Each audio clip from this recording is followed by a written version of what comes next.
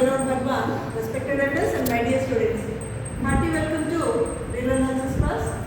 Today we are going to discuss an important problem, that is the nature of R power n, the geometric series, how it is behaving and all that.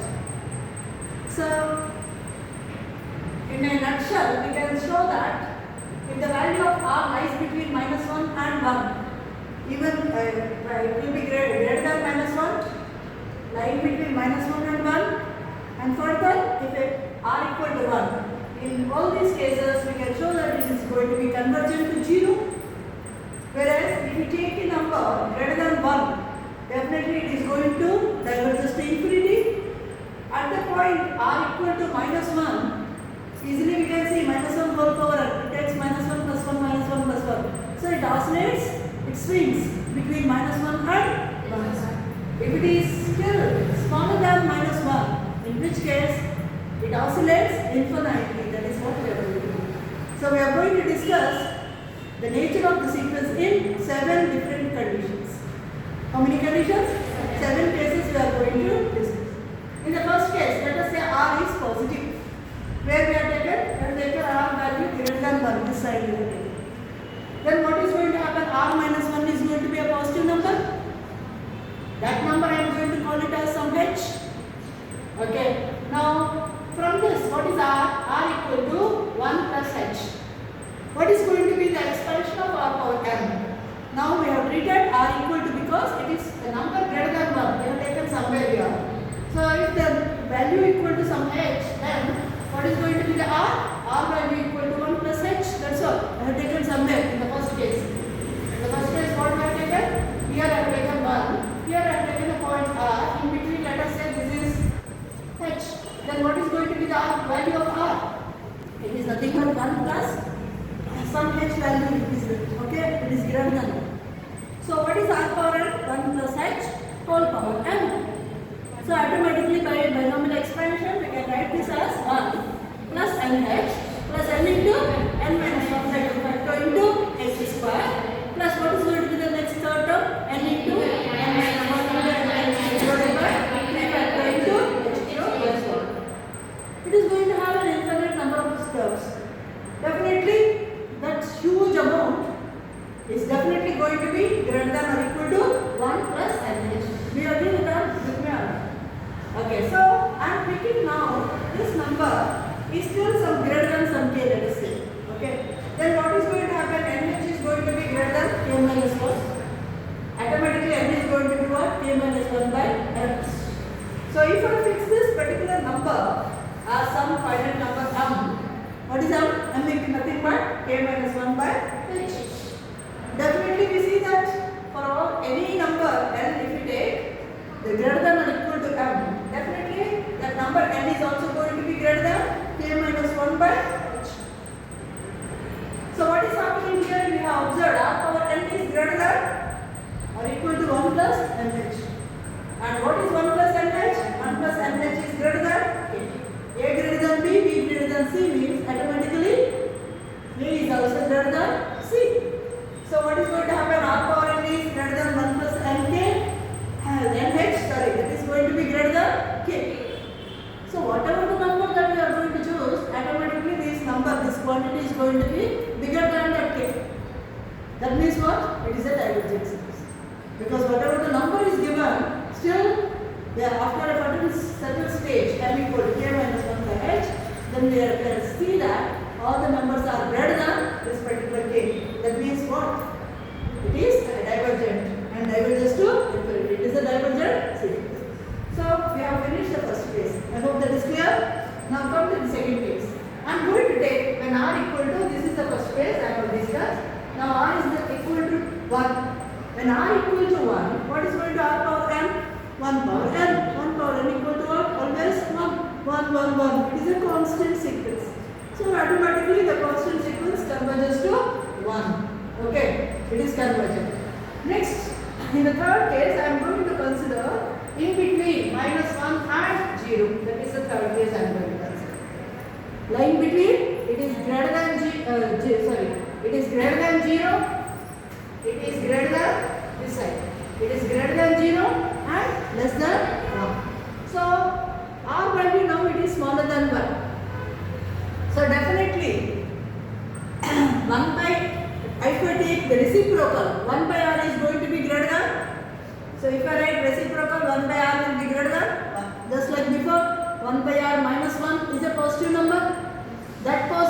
I am going to call it as some h. Now what is h? What is h? 1 by r minus 1.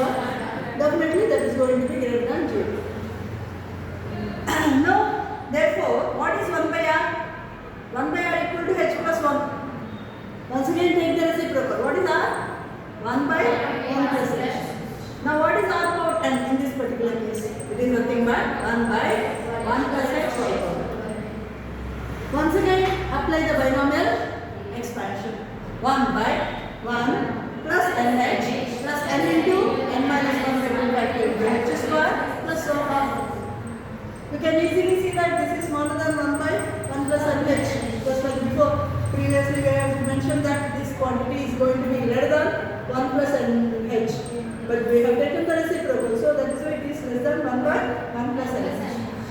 Because the number n is in the denominator, as n tends to infinity, this quantity is going to tend to infinity. 1 plus nh also tends to infinity.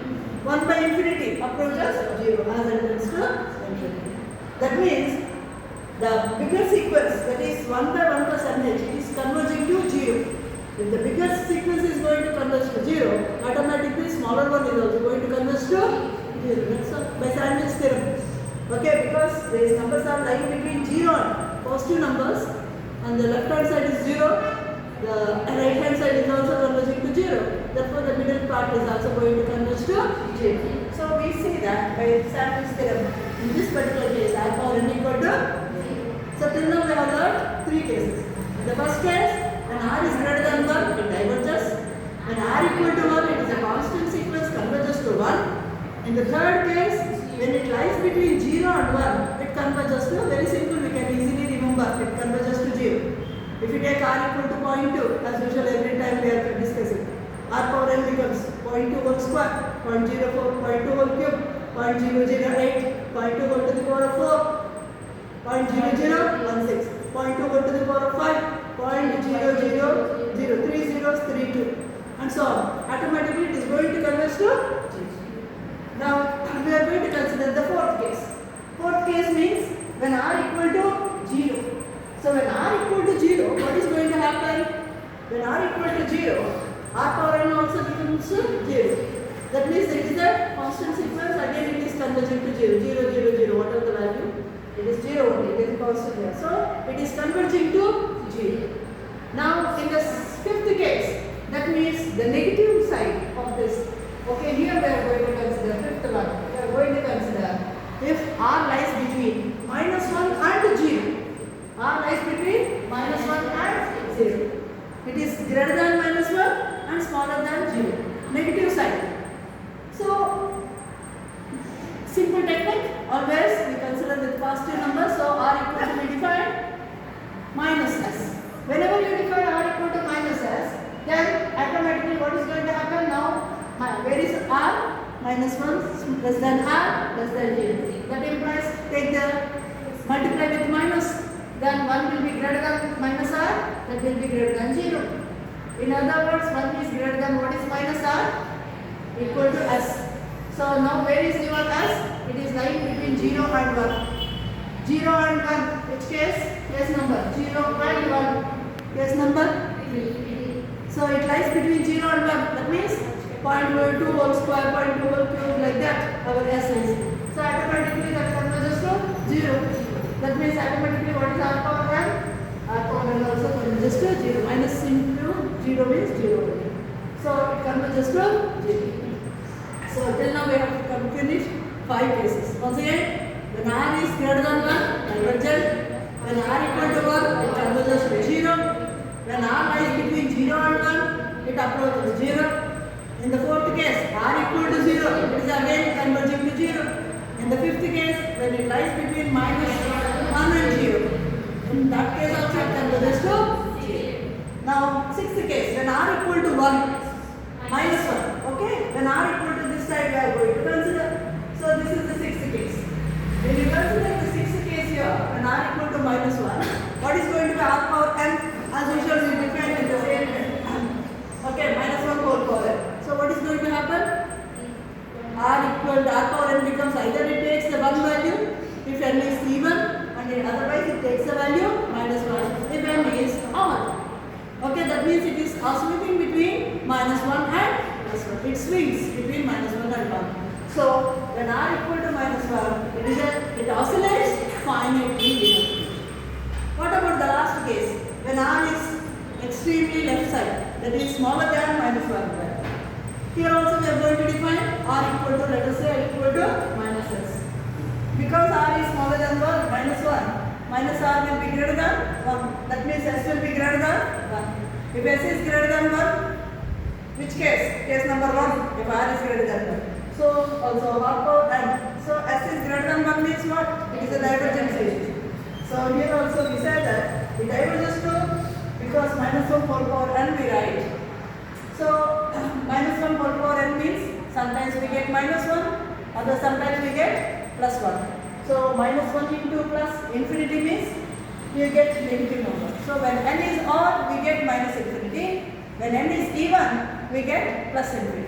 That means it oscillates between minus infinity to plus infinity. That is why we say that the sequence oscillates infinitely.